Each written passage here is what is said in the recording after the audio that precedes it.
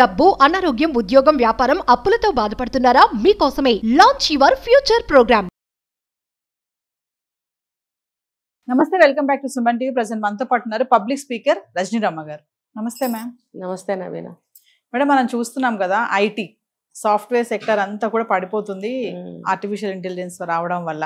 అంటే అప్పట్లో పెళ్లి సంబంధాలు చూసేటప్పుడు సాఫ్ట్వేర్ అబ్బాయి అయి ఉండాలి, మాకు సాఫ్ట్వేర్ అయితే చాలు, ఇంకా వెనక బ్యాక్గ్రౌండ్ ఎంత చెత్తగా ఉన్నా మనకు అనవసరం, సాఫ్ట్వేర్ అయి ఉండాలి, మంచి శాలరీ ఉంది అంటే మా అమ్మాయిని ఇచ్చేస్తాం, పెళ్లి పంపించేస్తారు చక్కగా.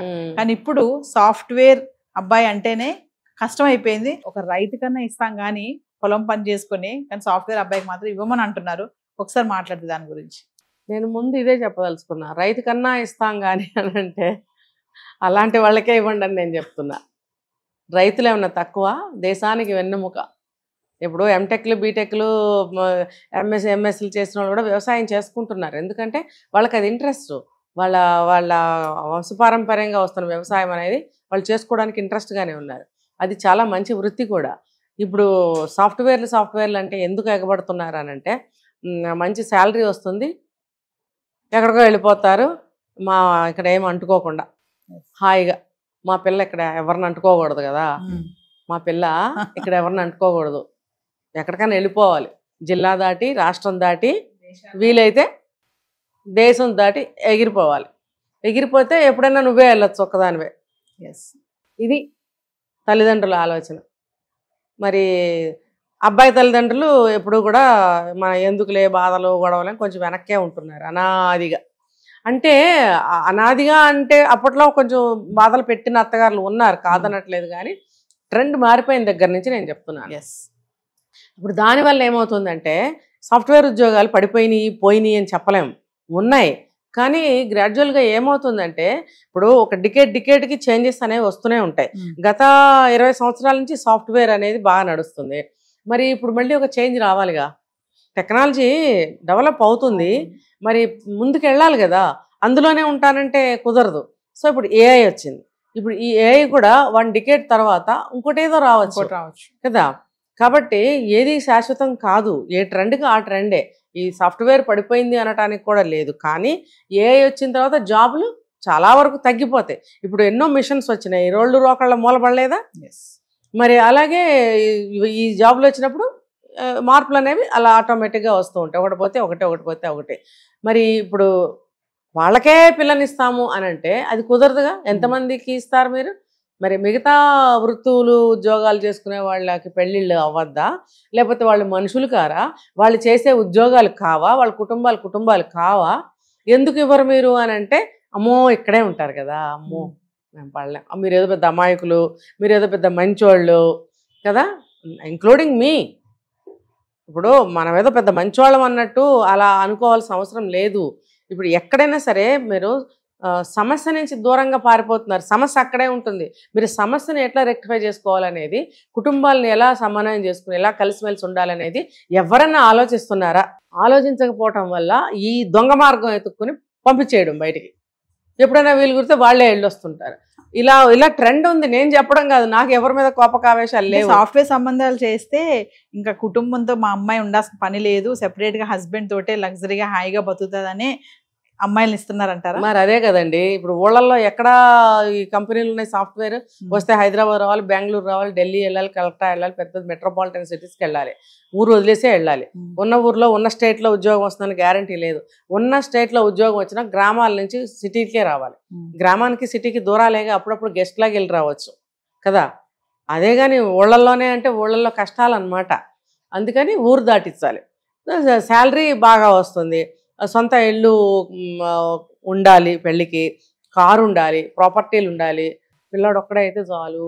మరి ఒకవేళ వాళ్ళు కానీ పొరపాటును బతికుంటే వాళ్ళ నుంచి దూరంగా వెళ్ళిపోవాలి. ఇవే కదండి. ఇప్పుడు మనము మన స్కిన్కి ప్రాబ్లం రాకుండా ఉండాలంటే మన స్కిన్ మనం సేవ్ చేసుకోవడానికి ప్రయత్నిస్తాం. కానీ పరిస్థితులు, అవతల వ్యక్తుల యొక్క పరిస్థితి ఏంటి మనం ఆలోచించమా? మన సేఫ్టీ మనం ఆలోచించుకుని ఇలా అనుకుంటున్నాం, వాళ్ళకే ఇవ్వాలి పిల్లల్ని ఇలా. మరి మిగతా వాళ్ళు పనికిరారా? ఇప్పుడు వ్యవసాయదారులు చాలామంది అప్పుడు ఒక 4-5 సంవత్సరాల క్రితం మాకు కూడా పిల్లల్ని ఇవ్వండి, మా ఇళ్లలో పిల్లలకి కూడా పెళ్ళిళ్ళు అవ్వాలి కదా, మాకేమీ లోటు లేదు, చక్కగా మేము వ్యవసాయం చేసుకుంటున్నామంటే సంవత్సరం పొడుగుతా తిండికి బట్టకి ఉండటానికి లోటు అనేది ఉండదు, ప్రశాంతమైన జీవితం. మరి వాళ్ళు కూడా వ్యవసాయదారులు అయినంత మాత్రం కుటుంబంలో అందరూ వ్యవసాయం చేశారుగా, ఏదైనా ఉద్యోగాలు వాళ్ళల్లో కూడా గవర్నమెంట్ ఉద్యోగాలు, చిన్న చిన్న ఉద్యోగాలు, ఆ స్థానికంగా ఏదో ఒకటి చేసుకుంటూనే వ్యవసాయం చేసుకుంటూ ఉంటారు. ప్రశాంతంగా లోటు లేకుండా ఉండొచ్చు కదా అంటే కాదు. స్టేటస్, స్టైలు, లగ్జరీలు, తిరుగుళ్ళు, మరి ఫాస్ట్ ఫుడ్లు, స్టైల్స్, ఈ కొత్త కొత్త ఫ్యాషన్లు ఇవన్నీ ఉండవు కదా అక్కడ. అందుకని మేము ఉండలేము అక్కడ పుట్టి పెరిగి యువతలకు వచ్చిన వాళ్ళు కూడా అక్కడికి వెళ్ళి ఉండలేరు. అది ఇప్పుడు చెప్పొచ్చేది.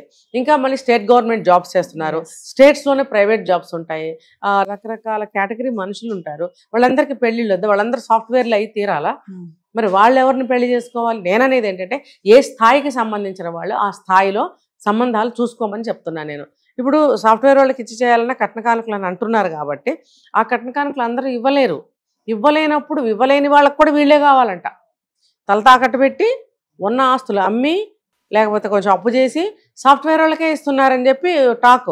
మరి ఇప్పుడు ప్రెసెంట్ ఏ హవా నడుస్తుంది కదా మేడం, మరి ఇప్పుడు వాళ్ళకి పెళ్లిళ్ళు అవడం కష్టం అని అంటున్నారు. మరి ఎలా? మరి ఇప్పుడు అదే అంటున్నారు, అందరు సాఫ్ట్వేర్ అబ్బాయి ఎక్కడెత్తుకుంటారు? మరి ఇప్పుడు ఎక్కడెత్తుకుంటారు? ఇప్పుడు తగ్గిపోతున్నాయి. రేపొద్దున ఏఐలో కూడా ఎవరికి వస్తుంది ఉద్యోగం, ఎంతమందికి వస్తుంది అంటే అందులో ఉన్న వాళ్ళకే కొంతమందికే పెళ్లిళ్ళు అవుతాయి. నేను అదే ఆ క్వశ్చనే చేస్తున్నా నేను. మీ స్థాయికి తగ్గ వాళ్ళని మీ కేటగిరీస్ లో మీరు మంచిగా పెళ్లిళ్ళు చేసుకోండి. ఇప్పుడు చూడండి, సిమెంట్ ఎత్తే కూలీ లేకపోతే దేశానికి బిల్డింగ్లు కట్టడానికి దేనికి కూడా లేదు. కూలీలు కూడా వెన్నెముకలు అంటోళ్ళే దేశానికి, రైతులతో పాటు.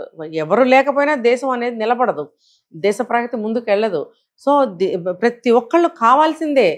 ఇప్పుడు చెక్క పని చేసేవాళ్ళు కావాలి, సిమెంట్ పని చేసేవాళ్ళు కావాలి, రైతులు కావాలి, రకరకాల గోల్డ్ పని చేసేవాళ్ళు కావాలి, అందరూ కావాల్సిందే. మరి వాళ్ళందరికీ పెళ్ళిళ్ళు వద్దా? నేను చెప్పేది ఏంటంటే వాళ్ళు ఈ సాఫ్ట్వేర్ వాళ్ళ వెనకాల పడకండి. మీరు మీలో చూసుకుని చక్కగా పెళ్లి చేసుకుని మాలాగా కాకుండా ప్రశాంతమైన జీవితాలు గడపండి.